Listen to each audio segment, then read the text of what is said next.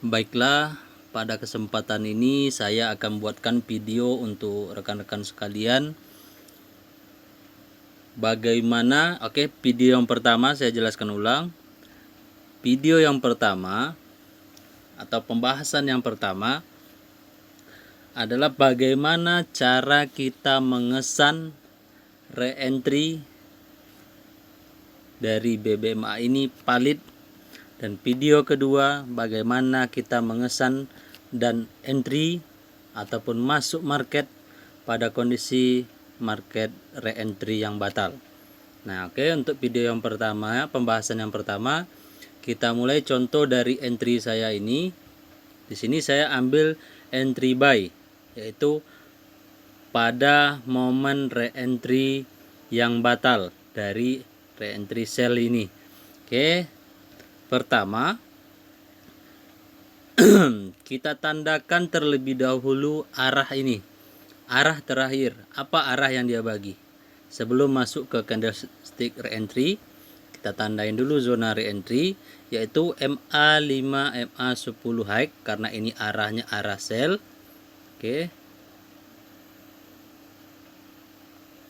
Nah, jadi tentu kita akan menunggu di area MA5 MA10 high.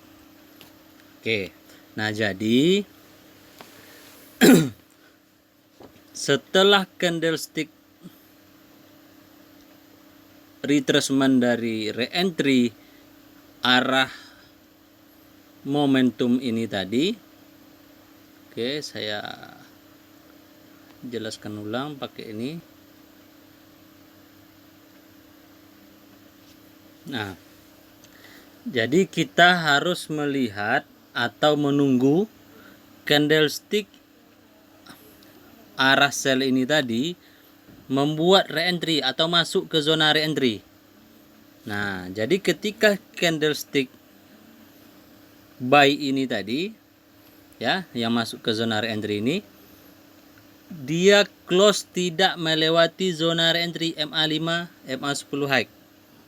Nah, jadi di saat dia menyentuh dan close, ya ingat, kita wajib menunggu candlesticknya ini close terlebih dahulu. Nah, jadi setelah candlestick ini close dan open candlestick setelahnya ini, yaitu candlestick sell ini sedang running, ya, sedang running. Di saat itulah kita akan melakukan filterisasi. Akankah kita akan mengambil sell ataupun buy? Nanti jawabannya pada tahap filterisasi. Nah, langkah selanjutnya kita letakkan vertikalen pada candlestick buy ini tadi. Nah, sebelum kita pindah ke time frame filterisasi, pada time frame ini kita melihat terlebih dahulu ada enggak dari segi equipment, ingat, pendukung yang menyatakan re-entry ini akan valid nantinya. Pertama boleh kita lihat di sini adanya stokastik, ya. Pada saat candlestick re-entry ini, stokastik sedang berada di bawah dan mengarah ke atas. Nah, dan lagi pun di sini terjadinya perpotongan, nampak tak? Nah, perpotongan ini mengisyaratkan kepada kita bahwasanya re-entry dari arah awal ini tadi ataupun momentum, boleh kita katakan, karena beda tipis ya. Yang jelas dia ini arah, terserah itu momentum ataupun CS arah awal. Nah, jadi kita dah boleh kesan lebih awal bahwasanya dia akan berpeluang batal atau diberi kita isyarat bahwasanya dia akan batal. Salah satunya dari stokastik. Kita lanjut. Selain itu, di sini kita juga melihat adanya equipment. Contohnya yaitu demand. Nampak nggak? Candlestick sell yang terakhir di break candlestick buy re-entry. Tentu itu menjadi demand di time frame ini. Saya tandakan menggunakan retrangel biar lebih mudah. Kita ambil retrangel. Nah, ini dia, kita pasang di sini. Nah, itu dia candlestick yang saya tandakan. Itulah candlestick yang di engulf atau yang ditelan sama candlestick buy. Oke, saya besarkan, saya zoom. Nampak? Candlestick sell ini ditelan sama candlestick buy re-entry. Itu telah menjadi isyarat juga sebenarnya kepada kita untuk mengesan bahwasannya ini akan adanya pelemahan dari re-entry ini tadi. Nah, jadi setelah kita dapatkan equipment itu tadi, kita boleh filter ke time frame kedua, yaitu M15. Nah, pada time frame M15 kita menghitung candlestick H1 tadi. Kalau dia di M15, dia ada 4 batang candlestick. Makanya kita geser vertikalan ini ke kanan, 4 batang candlestick. Nah, di sini dia. Oke. Jadi di sini kita melihat secara BBMA dulu. Apa yang terjadi di situ? Nah, kita baca secara BBMA. BBMA mengatakan di sini terjadinya CS arah kuku buy. Oke. Nah, jika re-entry itu akan valid dia untuk sell, dia wajib adanya equipment yang mendukung ataupun setup yang menyatakan dia kuat untuk sell, kuat untuk turun. Oke. Namun dari time frame kedua ini kita menjumpai adanya equipment yang menyatakan kenaikan dari demand pun di sini kita lihat ya, terjadinya higher high, nampak di breakout terjadinya higher high. Nah, dari sini kita boleh kesan bahwasanya re-entry itu akan batal nantinya. Selain di H1 tadi kita menjumpai adanya stokastik yang menjadi atau terjadinya crossing di time frame H1 tadi yang mengarah ke atas. Oke. Pelemahan yang kita jumpa tadi didukung lagi di time frame bawah adanya arah kuku buy dan equipment lainnya. Seperti demand di sini tadi. Nah, oke. Jadi peluang saya ambil buy di sini tadi ialah di area demand ini. Ini demand di sini, ya. Di sini pun ada demand. Memang demandnya tak press di situ, namun di sini ada demand yang masih press nih. Nah, jadi di area inilah saya menunggu terjadinya pelemahan di area sininya. Ketika candlestick ini membuat rejection menyentuh low BB, tentunya dia masuk ke zona demand ini tadi dan dia close berbentuk candlestick doji, apa ini namanya, spinning top, intinya pelemahan. Di saat itu close-nya dia saya langsung ambil buy di sini tadi. Namun di sini entry saya yang ini hanyalah entry yang 20% karena 80% sebelumnya telah saya close. Ini dia. Telah saya amankan sebelumnya 80%-nya di sini. Jadi entry saya ini adalah entry yang 50%.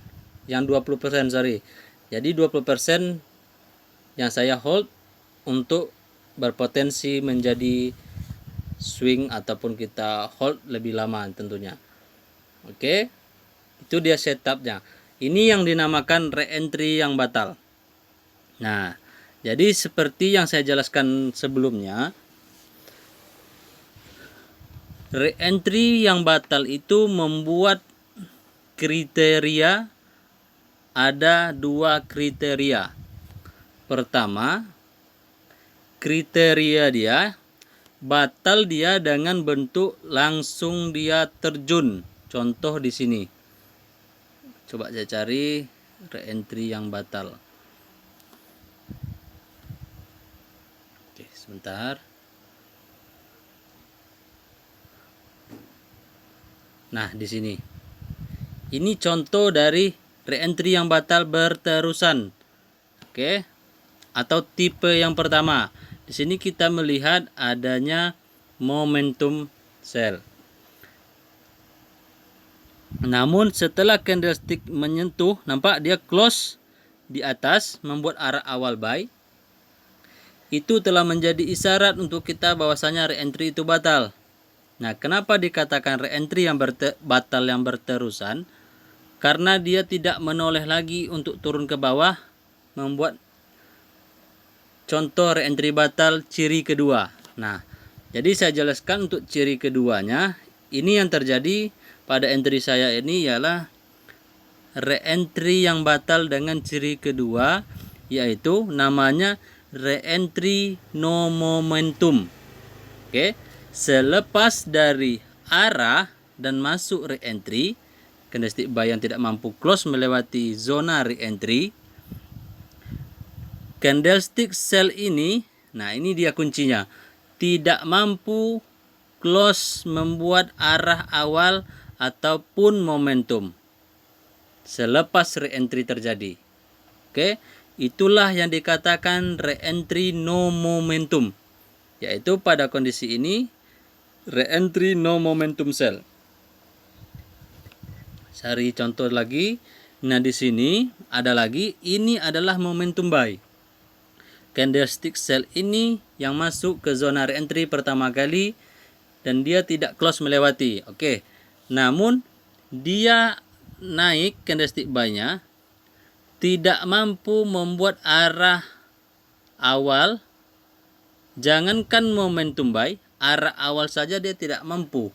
Nah, ini adalah kategori re-entry yang batal dengan ciri yang kedua. Oke, yaitu re-entry batal no momentum. Nah, ini dia contohnya. Oke, perlu diingat untuk re-entry batal itu tadi saya ulangi ada dua ciri. Pertama, re-entry yang batal berterusan tanpa dia buat penolehan lagi, dia langsung naik ke atas macam ini. Kalau dia re-entry no momentum, ini dia contohnya. Dia turun sebentar tapi tidak membuat no momentum, tidak membuat momentum maksud saya, dan dia langsung membuat kenaikan. Kenapa dia terjadi no momentum di sini? Karena adanya demand yang perlu dia tes dulu sebelum melakukan penerbangan kenaikan. Oke. Nah, disitulah peluang yang saya ambil tadi. Karena di M15 saya melihat pun ada setup menyatakan untuk kenaikan. Makanya saya ambil di sini di area demand di sini tadi. Oke, sekarang kita cari contoh re-entry yang valid. Nah, di sini ada contoh re-entry yang valid. Ini di sini. Nampak candlestick buy yang saya tandakan ini dengan vertical line, dia close menyentuh MA5, MA10 high dan close-nya dia ini tidak melewati. Nah, ini syarat dia. Ketika terjadi hal seperti itu, silakan letakkan vertical line atau untuk lebih memudahkan tambahkan juga retrangel di area itu. Oke, di saat itu kita akan melakukan filterisasi. Kuncinya ialah di time frame kedua.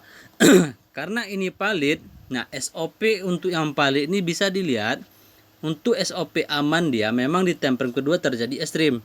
Sesuai dengan SOP dari multi time frame, kita boleh entry dengan code MTF, yaitu re-entry extreme extreme.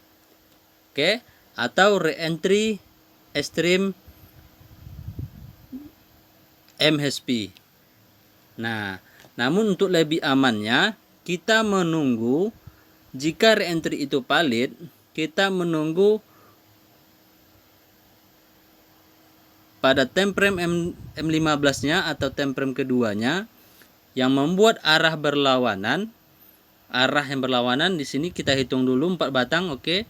Di sini zona re-entry di M15-nya kita hitung 4 batang untuk H1 tadi ke kanan, 1 2 3 4 pas di candlestick yang ini. Nah, di saat ini kan yang terjadi secara BBMA dia membuat arah kuku buy. Oke. Jadi kalau dia mau valid re-entry sell-nya ini, kita harus menjumpai arah di time frame kedua ini yang berlawanan, dia terjadi re-entry-nya batal. Nah, kita lihat, kita geser dulu. Nah, di sini memang kita nampak candlestick sell setelah arah buy, namun dia tidak masuk ke dalam SOP.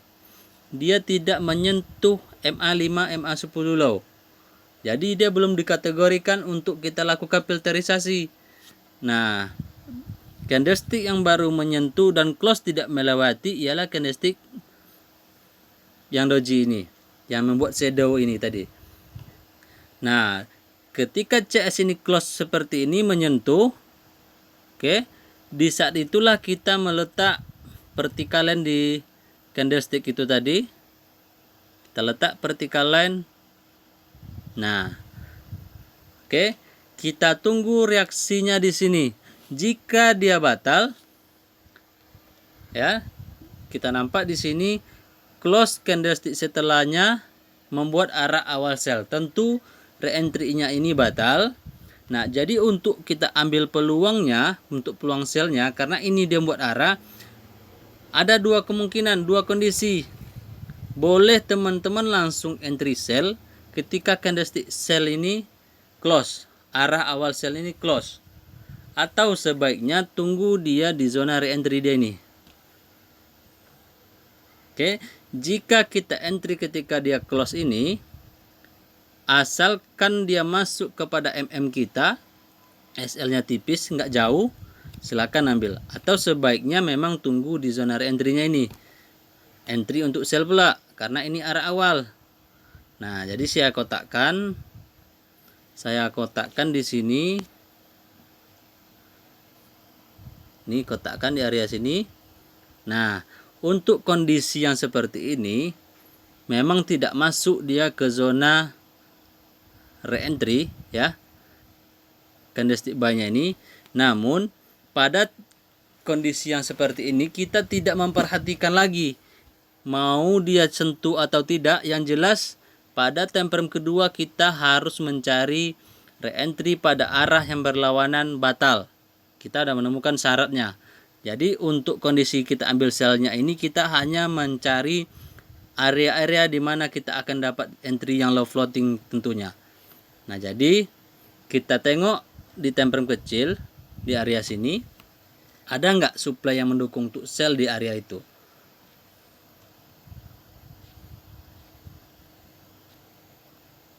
Oke, kita cek. Nah, di sini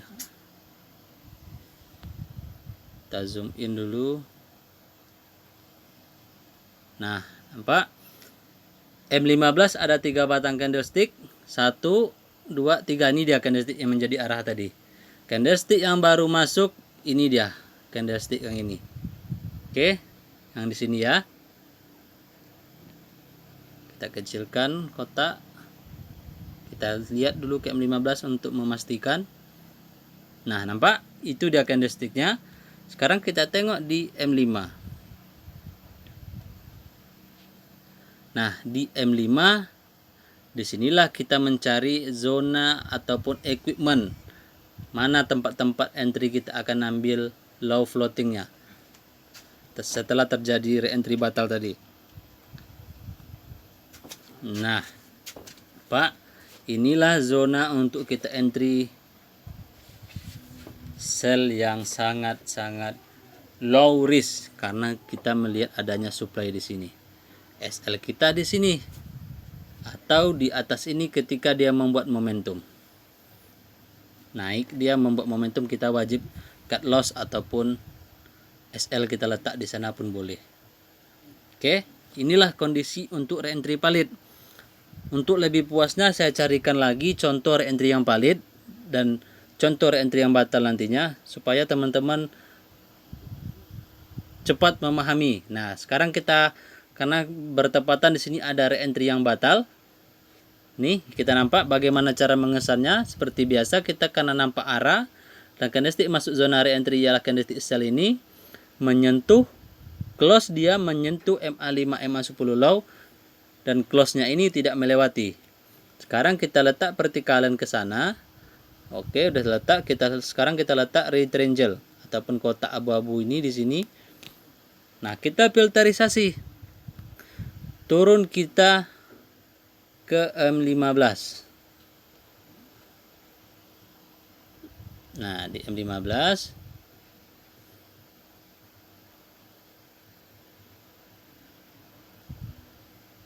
kita hitung, di M15 kita hitung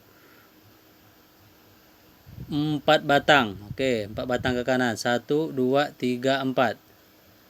Nah, oke. Di sini dia telah membuat arah. Seandainya kita masih awalnya kita kan nggak tahu nih dia nih mau palit atau enggak. Nah, kuncinya dari sini tadi kita lihat di temprem M15 harus ada arah yang berlawanan. Oke, kita jumpa ada arah yang berlawanan. Ini arah kuku sel. Masuk zona re-entry, batal. Ya enggak? Namun tentu kalau kita mau masuk, kita tinggal mencari equipment di temprem sininya. Temprem kecilnya nanti di area sini. Nampak?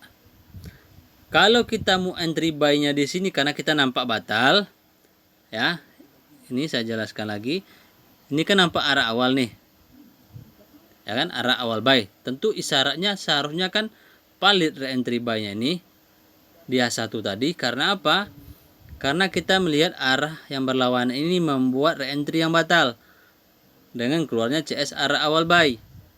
Namun kita kotakin dulu sebelum kita lanjut untuk mengatakan itu adalah re-entry yang batal di M15 dan valid dia re-entry buy-nya di di H1. Coba kita lihat bagaimana kondisi dia di H1. Nampak? Ini dia. Candlestick buy ini, nampak? Candlestick buy ini dia candlestick yang menjalankan re-entry tadi itu. Dia tidak mampu ketika kita pindahkan ke temprem M15. Hitung 4 batang dulu. 1, 2, 3, 4. Apa enggak? Di M15 4 batangnya di sini dia terjadi pada candlestick arah tadi. Di H1 candlestick tidak mampu close membuat arah awal buy. Nampak? Tertahan dia oleh MA5, MA10 high. Oke. Sorry. Tertahan dia oleh MA5, MA10 high. Dan ada juga di sini kita lihat candlestick spinning top atau candlestick yang galau ya bisa kita bilang, karena dia tidak tahu bisa dia saja dia naik atau bisa saja dia turun. Itu dia karakter dari candlestick pattern yang ini nih. Oke. Nah, jadi sebaiknya kita tunggu di M15 ini tadi. Oke. Dia membuat arah kuku buy. Kalau kita mau entry buy nantinya mengikuti re-entry H1 tadi. Nah, tentu kita nampak di sini arah awal buy dan re-entry-nya kan baru di sini nih. Candlestick sell yang sebatang nih.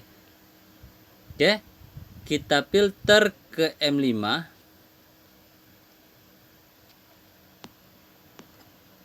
Oke.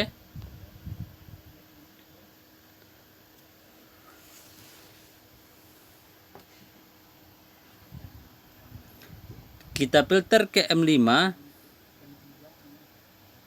Di sini kita melihat ada demand. Oke, ada pendukung. Di sini pun ada demand, banyak demand di sini. Ini pun supply pun berlawanan. Oke. Nah, ketika kita melihat perlawanan seperti ini, adanya banyak supply dan ada banyaknya demand, kita tinggal membaca secara struktur BBMA apa yang terjadi di sekitaran situ. Di sini dia membuat arah awal buy. Nampak nggak? Dia terjadi sideways di sini. Pemadatan. Arah awal buy, re-entry. Masuk re-entry, dia tidak mampu naik nih melewati. Oke, turun lagi dia respon demand. Ya, naik dia candlestick buy-nya ini, nampak tidak mampu juga membuat arah awal buy. Oke. Dan di sini kita lihat stokastik fungsinya sebagai equipment ataupun pendukung, dia mengarah ke bawah. Justru masih di sekitaran sini dia telah membuat keputusan perpotongan. Ini pun mengarah ke bawah dia nih. Nampak? Di situ kita dah boleh kesan bahwasanya dia masih ada peluang untuk turun. Oke? Kita tengok lagi ke H1. Nah, di H1 secara equipment lagi kita lihat di sini, apa enggak? Di zona re-entry-nya ini telah terjadi perpotongan dari stokastik yang mengarah ke bawah dan membuat perpotongan, dan level 50 pun dipotong. Oke? Itu telah menjadi isyarat untuk kita bahwasanya dia berpeluang akan batal. Oke, tinggal di time frame kecil kita mencari zona-zona untuk kita entry sell di area supply atau segala macamnya. Intinya filterisasi lagi. Oke, karena di contoh ini agak rumit untuk teman-teman pahami, kita coba cari contoh lainnya. Kita cari contoh, saya entry di GU, nggak salah saya tadi ada entry. Nah nih, di GU saya ambil re-entry buy. Oke, re-entry buy. Ini dia momentum, ini dia re-entry. Oke, bagaimana cara saya mengesan tadi? Di sini saya melihat candlestick sell ini telah menyentuh close-nya tadi. Nampak nggak? Shadow dia telah menyentuh MA5, MA10 low, zona kita untuk menunggu re-entry. Dan saya tengok di M15, time frame keduanya, tentu saya hitung 4 batang ke kanan, 1, 2, 3, 4. Ini dia di zona re-entry. Oke, saya masuk buy tadi, langsung saya masuk buy ketika CS buy ini membuat arah awal, dan ini terjadi re-entry batal dari arah kuku ini. Saya udah mulai ambil entry ini, nampak banyak di sini. Oke, ini entry saya yang terakhir. Karena SL saya udah saya resikokan di sini, dia di bawah sini. Oke. Jadi saya alasan menambah entry buy di sini lagi, sebenarnya disinilah area terbaik untuk saya ambil buy, bukan di sini. Kenapa? Karena di time frame M5-nya atau time frame ketiganya, disitulah kita menemukan adanya equipment, yaitu ada demand zone di situ untuk kita dapat entry yang low floating. Nampak? Nih. Nah, disitulah saya ambil entry tadi. Ketika ini terjadi engulfing, dan dia retrace, saya entry di situ. Ditambah lagi tadi di sini saya juga melihat adanya demand zone.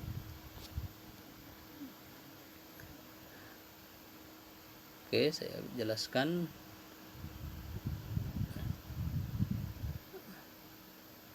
Oke, itu dia candlestick sell ini. Nah, ini dia demand zone-nya. Saya hapus saja vertikalen supaya teman-teman nampak. Aduh. Nah, di sini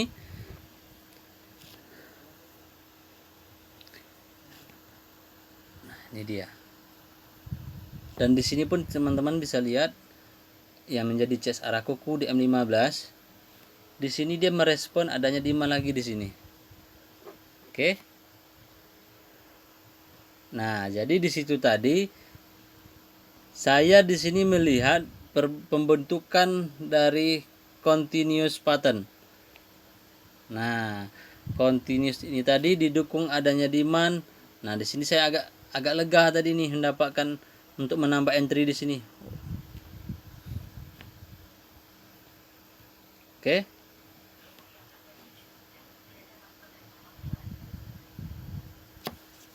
Lagi kita coba contoh re-entry batal yang ini, yang palit yang ini nih.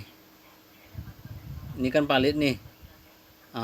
Satu batang ini palit ya. Re-entry-nya nih kita nampak. Kita kasih vertikalen. Ini vertical line di zona re-entry-nya itu. Nah, ini arahnya. Tentu kita tetap berdasarkan pada arah kuku buy. Ini re-entry. Oke, kalau mau validasi seperti biasa pun boleh. Tapi seperti yang saya katakan, kita tetap fokus pada filterisasinya. Filterisasilah kunci semuanya. Nah, kita turun ke M15 dan frame kedua untuk filterisasi. Kita hitung 4 batang untuk di M15 nya. 1, 2, 3, 4 pas di candlestick arah kuku sell. Nah, sesuai dengan SOP seperti biasa, kita cari deh pendukung. Atau di H1 dulu deh kita cari pendukung. Ada nggak yang menyatakan re-entry ini akan balik 1?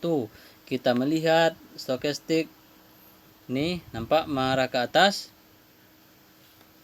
Oke, memang sini dia buat sedikit keraguan karena dia mengarah ke bawah ya. Sedikit di sini yang saya coret ini. Nah, namun dia berada jauh jaraknya dengan line yang warna merah. Line hijau ini. Oke, itu satu, intinya dia berada di atas satu. Dan yang kedua, di sini kita melihat equipment yang lain ialah ada demand zone. Bertepatan zona re-entry. Oke. Struktur tentu terjadinya higher high. Nah, lanjut kita ke M15, kita cari equipment lain, pendukung lain. Nih. Salah satu kita tengok, nampak terjadi crossing dengan level 50. Ini pun terjadi crossing mengarah ke atas. Oke, itulah pendukung salah satunya juga. Nah, di sini pun kita melihat di sini ada demand press demand dari base FBEZ, press base become demand zone. FBDZ. Ingat, FBDZ, press base become demand zone, atau lebih mudahnya untuk teman-teman ingat, ini adalah demand. Itu aja. Ini adalah demand yang mendukung di area sekitaran re-entry A1 tadi. Yang 15-nya ada demand dan ada perpotongan stokastik. Oke. Nah, SOP tetap kita jalankan. Ini adanya arah kuku sell yang berlawanan dengan arah di time frame 1. Tentu ini seperti biasa saya katakan, ini sementara kita katakan tricky. Arah tricky sell. Kenapa? Karena dia ditahan oleh zona re-entry pada time frame 1. Nah, di sini MA50 pun dia reject, nampak di bawah. Ini ada demand, oke, 1. Dan ini kalau kita jeli, ini kita nampak continuous pattern candlestick ini nih. Dia buat. Oke. Nah, jadi caranya kalau kita mau re-entry valid H1 tadi, kita akan menunggu nih di time frame kedua yaitu M15 contohnya, dia membuat re-entry ini arah kuku sell ini batal. Nah, inilah contoh re-entry batal berterusan tanpa membuat no momentum baru naik. Nah, inilah entry berterusan langsung batal dia naik buat momentum. Nah, nampak? Ketika dia close ini, teman-teman boleh entry buy jika menyanggupi SL-nya di bawah sini atau menunggu re-entry-nya di sini. Oke. Kalaupun mau entry lebih awal di area sini pun boleh. Karena ada demand, ada equipment yang mendukung di situ. Tentu entry kita kan 50-50. Nah, kalaupun mau entry di sini boleh karena SL kita di sini tipis. Itu dia alasannya. Intinya cari equipment yang mendukung. Seperti itu. Oke, ini untuk yang batas sangat mudah sekali. Yang ribetnya sebenarnya memang di pada zona re-entry yang batal yang kita ambil. Ini contoh yang batal nih. Nih, Pak. Karena ini adanya arah awal sell, ini masuk zona re-entry, rupanya close-nya melewati. Membuat arah kuku buy. Oke. Tentu untuk kita peluang entry-nya di sini dong cantiknya. Nah, jadi kalau kita mau entry di sini, kita filter aja di time frame bawah. Kita filter entry sell di time frame bawah. Akankah kita dapat peluang? Kita lihat. Nah, Di sini kita hitung dulu 4 batang ke kanan, 1 2 3 4. Apa? Nih. Kalaupun kita memaksakan entry, paling kita ambil entry di sini. Supply yang dipecahkan ataupun resisten become support. Nah, situ udah poin entry kita. Bolehnya di sini. Intinya tetap mainkan peran penting dari filterisasi. Kuncinya filterisasi. Kalau dia mau valid, mau batal, terserah, yang penting ada analisa yang kita lakukan mendukung kemana dia lebih cenderung, lebih banyak mendukung untuk sell atau untuk buy. Disitulah kita akan nampak nanti peluang untuk entry kita. Saya cari lagi untuk contoh re-entry yang batal untuk lebih mudah dipahami. Kita cari re-entry yang batal. Kenapa dia batal? Nah, itu yang kita akan bahas. Contoh nih di sini. Oke. Ini adalah arah kuku sell. Ini adalah re-entry-nya karena candlestick buy yang retracement ini yang pertama kali menyentuh. Ya, kita coba. Karena ini jenis dari re-entry batal no momentum, kan ada candlestick sell yang tidak mampu membuat momentum. Oke, kita filter. Letak vertical line di zona re-entry. Tambah triangle ataupun kotak abu-abu untuk lebih memudahkan filterisasi. Oke. Nah, sekarang kita filter ke H1. Kita hapus biar nggak mengganggu. H1. Ini dia. Nah, untuk candlestick H1-nya, H4 di H1 itu memiliki 4 batang candlestick 4 jam. Nah, jadi kita geser 4 batang, 1 2 3 4. Ini dia. Pas dia di kawasan membuat arah kuku buy.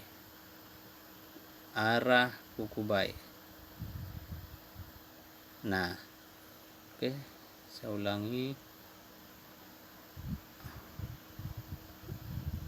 Oke. 1. Ini dia. Kita hitung 1 2 3, ini dia. Oke. Nah, ini dia masuk zona re-entry pertama kali. Namun sesuai dengan SOP, kalau kita terpaku hanya kepada SOP tadi, kita tidak jeli, ini kan nampak nih re-entry-nya batal karena keluarnya arah awal sell. Oke. Seharusnya kan ini re-entry-nya valid ke bawah karena di time frame keduanya memiliki arah kuku buy yang batal dengan keluarnya ini. Tentu seharusnya kan kita sell nih di sini. Nah, disinilah kita harus jeli melihat peluangnya ini tadi. 1. Di sini nampak nggak ada demand zone. Oke. Jadi di sini kita nampak demand zone. Oke, demand zone di sini. Kita tengok lagi ke H1, apa yang terjadi di H4 time frame pertama. Kita tengok di H4. Nampak? Di sini kita lihat nih sejalan dengan candlestick yang masuk zona re-entry. Line hijau ini dia mengarah ke atas. Nampak? Dan dia baru terjadi perpotongan pada candlestick yang ini. Nampak terpotongan nih di sini. Oke. Nampak ya? Nah, di sini kita tengok di H1. Nampak nggak? Apa yang dia kasih kita di situ peluang? 4 batang, 1 2 3 4. Ini dia di sini baru close-nya. 1 batang tadi. Nah, di sini tentu kita dapat mengesan tadi ada demand zone di sini yang mendukung. Oke. Di sini kita pun melihat adanya, nampak, rejection. Ini rejection. Ingat, rejection pertanda pelemahan. Nah, rejection membentuk candlestick rejection. Oke, ini pun terjadi perpotongan.